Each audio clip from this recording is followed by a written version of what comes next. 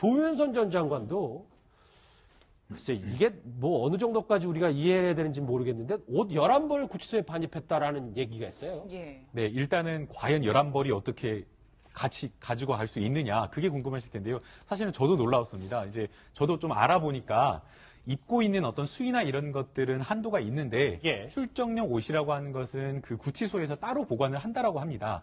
그래서 그 따로 보관하는 곳에 본인이 입고자 하는 옷을 가지고 있을 수 있기 때문에 그 옷 여벌 한도나 이런 부분에 있어서는 아마 11벌까지 들어간 것으로 보입니다. 예. 그런데 이제 우리 국민의 입장에서는 사실은 이해하기 어려운 것이 사실상 보통 특검의 조사라든가 법정에 갈 때에 수의를 입고 가는 것이 당연한데도 불구하고 그럼에도 불구하고 본인이 굳이 사복을 입고 가겠다라고 한다면 적어도 한 벌 또는 두 벌 정도만 필요할 겁니다. 뭐 환절기라고 한다면 봄옷 정도만 예비 여벌로 생각하면 될 것인데 예. 그럼에도 불구하고 11벌까지 챙겼다라는 것.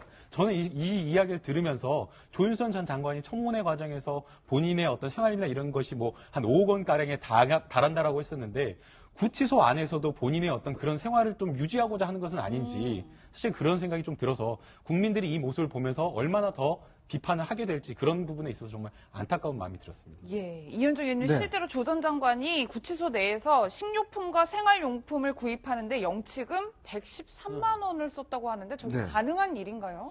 이게 이제 왜 그러냐면 안에 있으면 사실 이제 그 여러 가지 구매를 할 수가 있습니다. 과자라든지 음료수 같은 경우는 직접 구매를 해서 이제 먹을 수가 있는데 특히 이제 저렇게 구치소에 오래 있다 보면 상당히 우울증 증세가 있습니다. 그리고 또 이제 할 게 없어요, 사실은. 이게 왜냐하면 검찰에 왔다 갔다 자주 출석을 하면 검찰 수사를 대비를 할 수가 있는데 그렇지 않고 이제 검찰에서 가끔 한 번씩 부르면 나머지 시간은 사실은 혼자 방에서 혼자 지내야 되거든요. 예. 그러니까 그럴 경우는 사실 우리가 왜 사람이 좀 우울하고 하면 좀 단 걸 많이 먹지 않습니까? 음료수라든지 커피라든지 이런 거 할 때 이제 그런 것들을 하면 조금 이제 우울함을 좀 잊는 경우가 많거든요, 실제로. 그리고 또 이제 책 같은 거를 많이 봅니다, 안에서는. 주로 네. 이제 아무래도 이제 그 교회 다니신 분들 같은 경우는 성경책을 많이 보고 또 이제 절에 다니신 분들은 이제 불경책을 왜냐하면 이게 마음을 다스리는 데는 이 책만큼 좋은 게 없어요. 이제 그러다 보니까 아마 조윤선 장관도 안에 있으면서 본인이 사실 지금 아까 옷 이야기도 나왔지만 사실 여성으로서 어떤 면에서 보면 좀 이해할 수 있는 측면이 저는 있는 것 같아요. 예. 왜냐하면 지금 마지막 보루지 않습니까? 그런 부분까지도 사실은 본인이 직접 TV를 통해서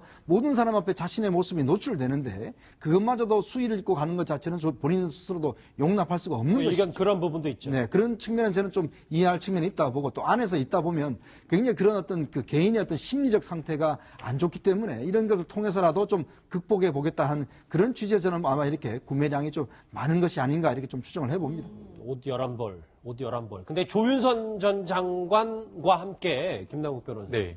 블랙리스트로 기소됐던 김기춘 전 실장 옥중 생활도 또 하나 있는데 이분도 좀 세게 얘기한 게 옥사라는 단어를 썼어요. 네, 그러니까 김기춘 전 비서실장이 뭐 78세의 고령이고 그다음에 뭐 알려진 바에 따르면 심장의 스텐스 그 확장 그물망처럼 해서 심장의 혈관을 확장하는 수술을 했다라고 합니다. 그래서 사실상 이런 어떤 분들은 혈액 순환이 잘 안 되는 경우, 그러니까 운동을 하지 않고 활동량이 많지 않는 경우에는 좀 건강상에 조금 어려움이 있을 수 있는 건 사실입니다. 그런데 이제 지금 이제 김기춘 전 비서실장이 측근에게까지 뭔가 이런 어떤 본인이 옥사할 수 있다라는 정도의 굉장히 센 발언을 했다라고 하는 것은 아마도 제 생각에는 보석 신청을 좀 염두에 둔 발언이 아닌가라는 생각이 듭니다. 실제 김기춘 전 비서실장 같은 경우에는 본인이 할 수 있는 어떤 법률적인 절차는 다 했습니다. 구속영장 발부가 됐을 때 영장실질 심사를 할 때에도 특검에서 지금 수사를 하고 있는 것이 특검법에서 수사를 한 어떤 수사 대상의 범위를 벗어난 것이다 라고 하면서 또 법적 절차를 밟은 사실이 있기 때문에 아마도 보석이나 이런 것들이 허가가 되지 않을 가능성이 매우 높음에도 불구하고 본인은 이 기소 전에, 그러니까 공판기일, 첫 번째 공판기일 전에 보석 허가 신청을 조금 해보려는 어떤 그런 포석으로 본인의 어떤 건강 상태를 외부로 조금 알리고자 하는 노력을 지금 하고 있는 것으로 보입니다. 그렇군요. 그런 면도 있겠지만 김기춘 실장은 그 상당히 엘리트 코스를 밟아온 인물이고 또 어쨌든 그런 어떤 그 자신의 어떤 그 이념적 정체성에 있어서 자기 확신이 상당히 높은 인물입니다. 예.